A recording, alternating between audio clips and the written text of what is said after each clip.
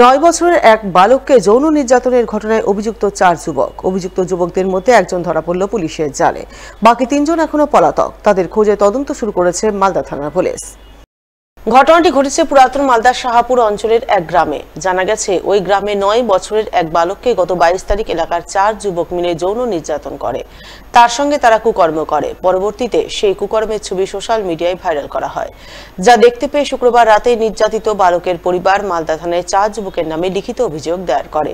আর অভিযোগ পাওয়ার পরপরই মালদা থানার পুলিশ তদন্তে নেমে শুক্রবার রাতেই এক অভিযুক্তকে গ্রেপ্তার করে এবং শনিবার ধৃতকে পেশ করে মালদা জেলা আদালতে। যদিও বাকি 3 অভিযুক্ত যুবক এখনো ধরা পড়েনি।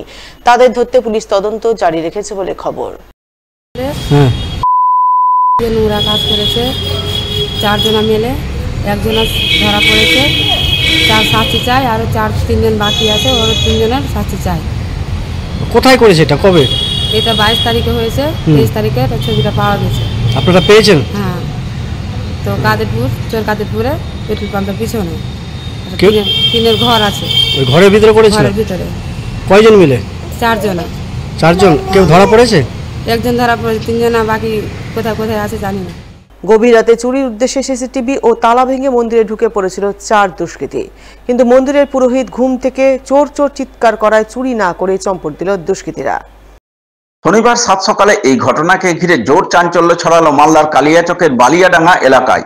জানা গেছে, ওই এলাকায় রয়েছে রাধা গোবিন্দ মন্দির। শুক্রবার গভীর রাতে সেই মন্দিরেই চুরির চেষ্টা করে দুষ্কৃতীরা। চুরির উদ্দেশ্যে 4 দুষ্কৃতী 4টি সিসিটিভি ও 4টি তালা ভেঙে মন্দিরে প্রবেশ করে। কিন্তু চুরি করার সময় হঠাৎ করে মন্দিরের পুরোহিত জেগে যান।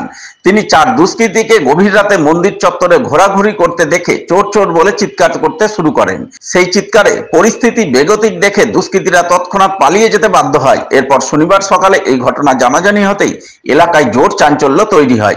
মন্দির কমিটির তরফে কালিয়াচক থানায় খবর দেওয়া হয়। সেই মতো পুলিশ ঘটনাস্থলে গিয়ে গোটা বিষয়টি খতিয়ে দেখে তদন্ত শুরু করে বলে জানা গেছে।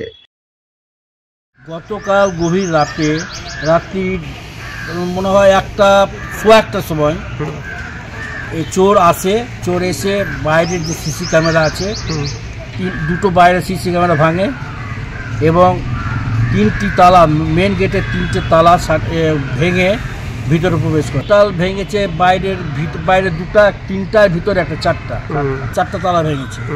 যখন ভিতরে চোর ঢুকে মেন যে মন্দির, রাধা গোবিন্দের যে মেন মন্দির, ওটার একটা তালা ভেঙে ভিতরে ঢুকে অন্ধকার ছিল, ওটা লাইট জ্বালিয়েছে। আর আমাদের এখানে পুরোহিত বাইরের সাইডের একটা রুমে থাকতো, ও আওয়াজ পেয়ে নিজের দরজাটা একটু খুলে দেখেছে যে ভিতরে কেউ ঘোরাঘুরি করছে।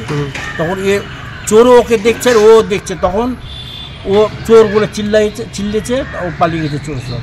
তখন আমাদেরকে ফোন করে, আমরা 7-8 জন আমরা আসি বাড়ি থেকে। তখন পুলিশও এসেছিল, ওরা 4 জনের দল ছিল।